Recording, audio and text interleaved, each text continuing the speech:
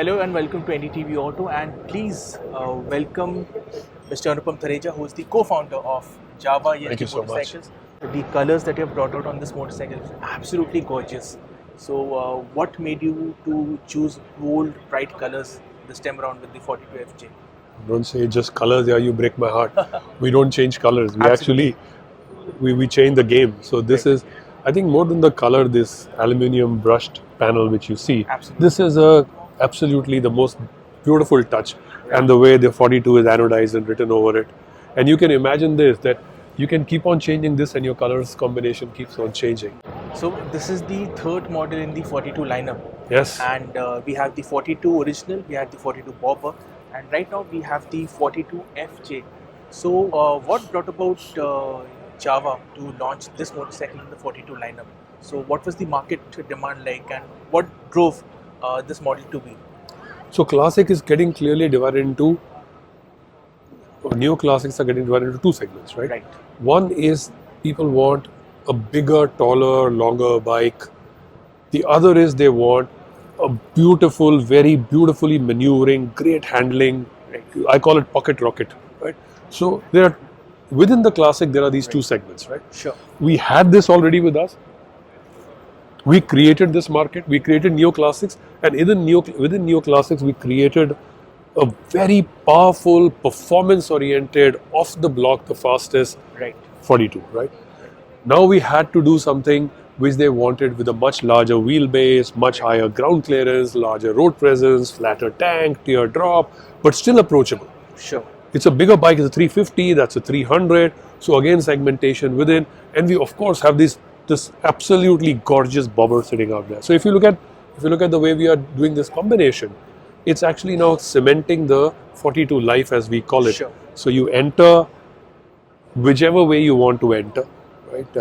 But they're all edgy.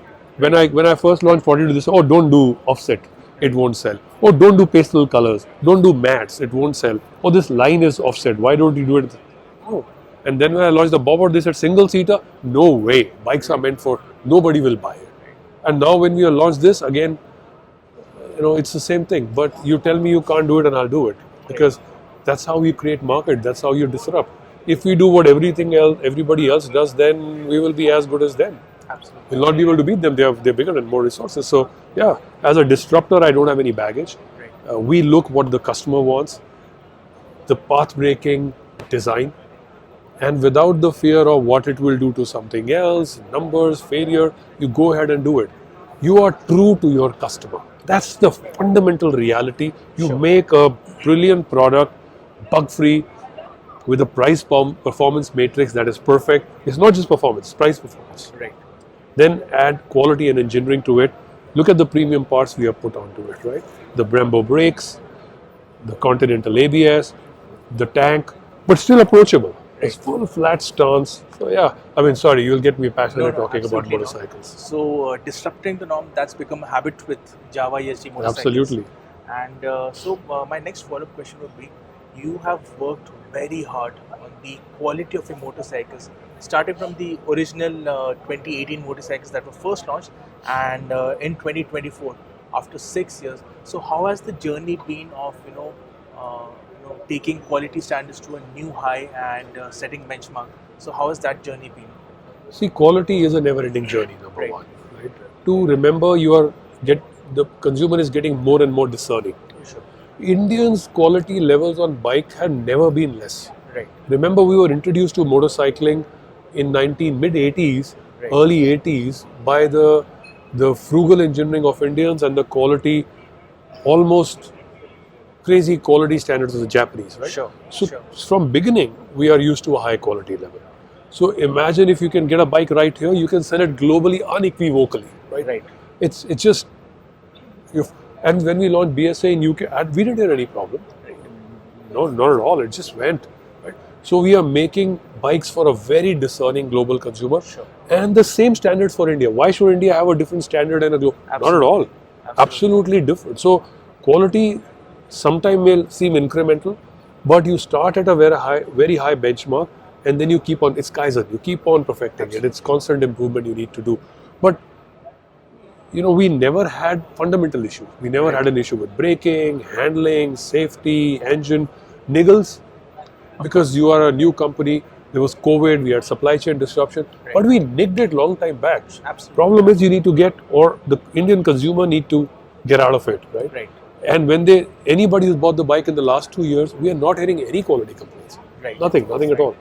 No, that's been happening because now you see much more motorcycles from Java ESD and even all the ESD Adventure motorcycles. I had the privilege to ride the ESD Adventure Oh, brilliant. about a month ago, and the kind of improvement that the motorcycle had over the previous model, it is like it's a very significant difference. So kudos to Java ESD for working very hard on quality. And my last question to you would be, you mentioned this term price performance matrix. So how did you arrive on that? The performance part of it, the price part of it. So what were the factors that led to you pricing this so aggressively between 1.99 and 2.2 lakh rupees? So singularly, see, sometime one of the biggest innovation is still called the solar panel.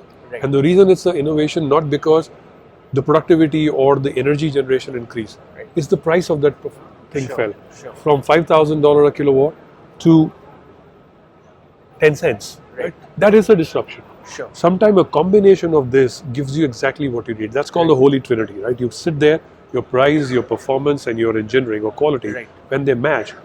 So we are not, just because the vehicle gets bigger, it should get more expensive. You cannot compromise on parts, you cannot compromise on Sure. quality. And that's why the price performance matrix. I think it's a very important term, and I think India will shine on the global scale because of that. Right. That combination is deadly, and I think from a manufacturing India point of view, this will be one big step which the world will recognize us for.